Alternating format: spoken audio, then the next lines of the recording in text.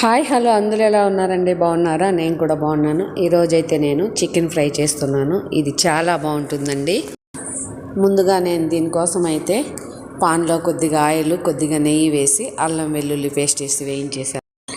ఇప్పుడు ఇందులో చికెన్ ముక్కలు వేసి ఉప్పు పసుపు ధనియాల పొడి కారం వేసి కలిపేస్తున్నాను.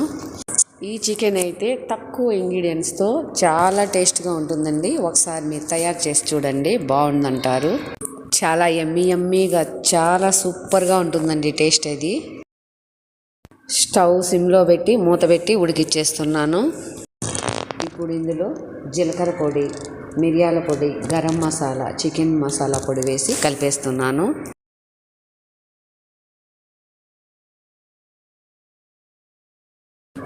ఇప్పుడు ఇందులో కొద్దిగా కొత్తిమీర కూడా వేసి కలిపేస్తున్నాను. సన్న మంట మీద మూత పెట్టేసి కొద్దిసేపు ఉడికిస్తున్నాను. చివరన ఇందులో కొద్దిగా నిమ్మకాయ జ్యూస్ కూడా వేసి కలిపేస్తున్నాను. ఇందులో గింజలు పడ్డాయి, అవి తీసేసి వేసేస్తున్నాను జ్యూసు. అంతే అండి, ఇది చాలా తక్కువ టైంలో తక్కువ ఇంగ్రీడియంట్స్తో తొందరగా అయిపోతుంది. చికెన్ అయితే సూపర్గా ఉంటుంది.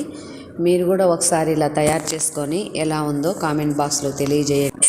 లైక్ చేయండి, షేర్ చేయండి, సబ్స్క్రైబ్ చేసుకోకుండా ఉంటే సబ్స్క్రైబ్ చేయండి. ఓకే అండి, బాయ్ బాయ్.